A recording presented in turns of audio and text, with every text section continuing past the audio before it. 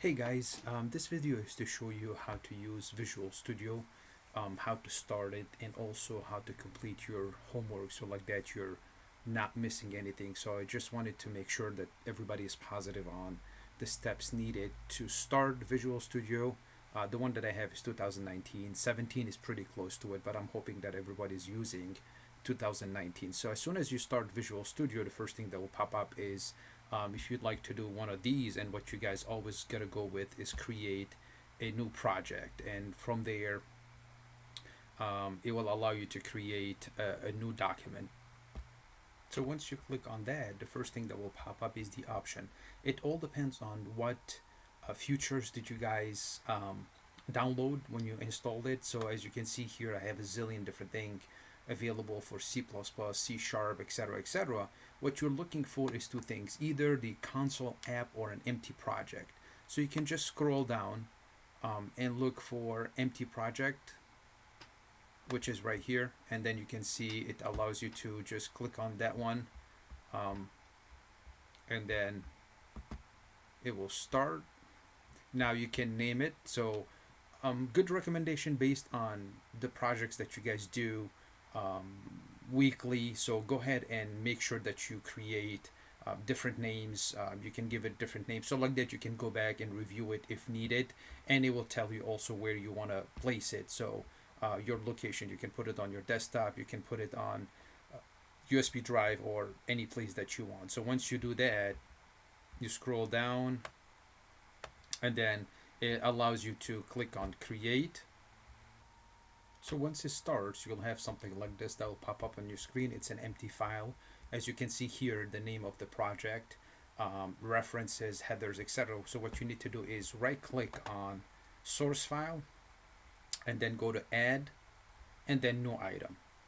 So right click on source file, then you'll have the option to add, and then click new item. So when new item opens, what you need is the CPP files. So be careful when you install it. Sometimes it does not go directly to Visual C++. It goes to C Sharp or Visual Basic or something like that. So make sure you click on C++, and then you're selecting a cpp.cpp file. So you need C++ file.cpp between parentheses. You give it a name. Also same thing, location, you can decide on the location that you want it to be in, and then you click on add, and that will allow you to open a new document, which will allow you to type your code and allow you to compile your code,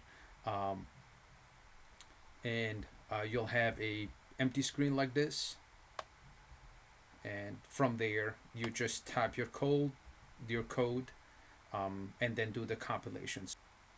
Here's an example of code that I typed. As you can see, I have my comments, I have my libraries. That's the way I want you to comment. It doesn't have to be crazy amount of comments, but put something every time you're going through the process of what you're doing. For example, here I'm using function prototypes, which we did not study yet, so don't stress about that. That's later. We'll cover those. So you're going through the process, you get everything done. To compile your code is just Control F5. So Control and then F5 on your keyboard, and that will compile your code. So from here, for example, for this week, you guys need to complete not only the code itself, but also the IPO, which I'll show you in a sec. So once I compile it, here on the bottom of your screen, you'll be able to see if there's any errors, they'll show up here, and then you'll be able to decode them. So you can press F5 to debug it. F5 on your keyboard just debugs your code, does not actually run your program, so it just debugs it. So from here, you can see I have my output, and that's what I want you to do. See here, it says enter the quality sales figure for Southeast. So I'll put 10,000, 20, 30, 40, and then I have my output right there. So this is what you guys need to do, is take a print screen of this showing the output, okay, and then paste it in the Word document.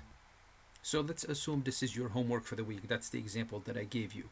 That's your homework for the week, that you guys need to complete your IPO chart information, which is basically writing it in a Word doc, like in a Word format, like wording format, input, processing, output, the algorithm, what your calculations are. And then you write for each one of those the equivalent code for it. So this is not your entire program. And then you'll go ahead and do any um, debug, like, showing proof that you got it done properly. So now I took a print screen of this, right? So I just took a print screen of this. What I'll do is I'll go to my Word document, paste it in there. So that shows that you completed your work from that aspect. One more thing that you need to do, go back to Visual Studio and copy and paste your code.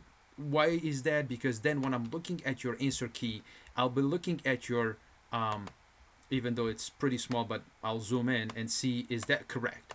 If it's correct, I'll move on to the next one. If it's not correct, I'll be able to take your code, select your code myself, and then open a new project, and I'll be able to debug it. So that's what you guys need to do for this week and the next few weeks, which is completing the IPOs. We're not going to do that for the entire semester, but for the next few chapters, you'll need to do an IPO chart information showing basically how you're solving the problem, and then you have to give the proper code belonging to each of that section. So for example, here the input, what am I inputting? I have 3 variables, okay, that I'm assigning. The processing, I'm not processing anything. What is the end balance? Okay, what is the output that I'm getting, which is a variable? What's the algorithm? How I'm going to do that, which is enter the beginning balance, total deposit, and then the total withdrawal. You need to provide the equivalent section of it, of the code itself. But if you scroll down, then you'll see that this is the entire program. Okay, so that's the section if you guys create it through empty project. Let me show you really quick how to do that if you use a console, which will add just an extra library basically for you guys. So for the console, it's the same process. You guys go under create a new project, and then once you click on that, you'll look at it. There's different types, though. Be careful about which one. Like for example, this one is console app, but it is related to C#, Linux, etc. So you'll need to scroll down once again and look through the process, or you can research it on top and then look. For example, that's the one that I need. So like I said, it all depends on how you guys installed it and the version that you have. So if you click on that, click next, same process. You name it, put it where you want it, click on create. And then once it opens, it will be, instead of you going into a new file and then adding a new item, it's already pre-made for you. So it's already available, but you got to be careful that there is one more extra libraries that comes with it that you'll need to utilize, which I'll show you in a sec, how it goes through the process of already. If it's already there, then you'll be able to just utilize it. So remember earlier, what we did is we had to go under source file, right click, then add, then new. Here for this one, for the console, you don't have to do that. So it's already pre-made.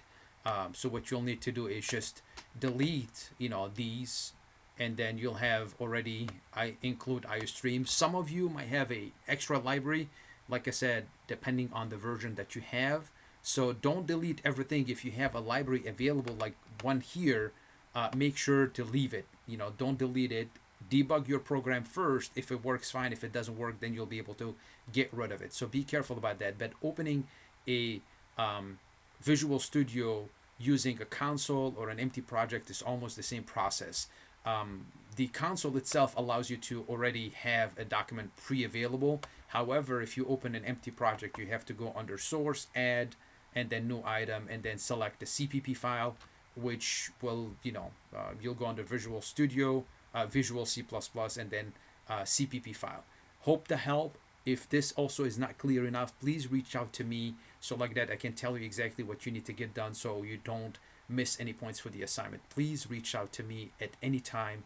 I'll be more than happy to either answer your questions through emails, or we can do a Zoom meeting really quickly, but please don't wait until the end of the week for you to reach out. You never know what's going to happen. I might not be available. It might take more time to schedule something between you being available and me being available. Hopefully you'll have a great week, and then have fun.